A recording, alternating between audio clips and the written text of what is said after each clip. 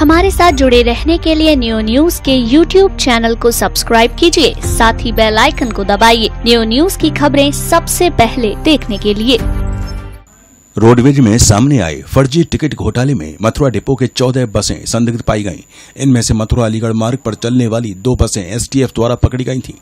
इस पूरे प्रकरण में मथुरा डिपो के 9 संविदा कर्मियों की सेवाएं समाप्त कर दी गई थीं। वहीं करीब आधा दर्जन संविदा कर्मी ऐसे थे जो पूरे घटनाक्रम के बाद काम पर नहीं आ रहे थे। रोडवेज द्वारा इन्हें चेतावनी दी गई तो ये संविदा कर्मी वापस काम पर लौट आए। 14 संदिग्ध बसों पर चलने वाले चालक परिचालकों के रूट व बसें तब्दील कर दिए गए और मथुरा अलीगढ़ रोड पर जो बसें संदिग्ध पाई गईं उनके रूट डाइवर्ट कर दिए गए। साथ ही मथुरा डिपो द्वारा विभिन्न रूटों पर चलने वाली बसों की लगातार निगरानी रखी जा रही है। उच्च अधिकारियों द्वारा भी लगातार इस पूरे प्रकरण पर नजर रखी जा रही है। आगामी दिनों में इस पूरे मामले को लेकर कुछ बड़ी कार्रवाई अभी सामने आ सकती है।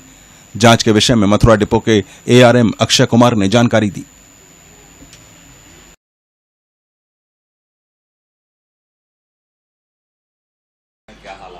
देखिए, इसमें पहले दिन 21 तारीख को ऑपरेशन हुआ था, उसके बाद से ही लगातार कार्रवाई हो रही है।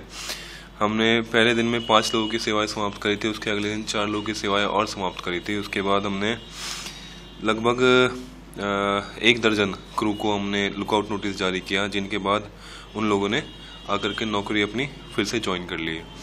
अब इसमें हम लोगों के स्तर से लगातार मॉनिटरिंग की जा रही है। जो भी वो क्रू है जो पहले इस मार्ग पर चला करता था, अब उन सबको हटा करके दूसरे मार्ग पे हम लोग संचालित करवा रहे हैं और उनके लगातार जो इनकम के आंकड़े हैं और लोड फैक्टर वगैरह हम लोग रेगुलर मॉनिटर कर रहे हैं कि कहीं ऐसा तो नहीं है कि अब भी कोई संभावना मतलब ना रह जाए कहीं से भी किसी प्रकार की चोरी की।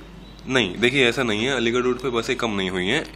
ये कह सकते हैं कि जो एक संगठित रूप से जो गिरोह चलता था, जो वहाँ पे अपना जमावड़ा बना करके रखते थे या इस तरह से जो भी उनका रहता था, वो चीज़ खत्म हो चुकी है आज के डेट में।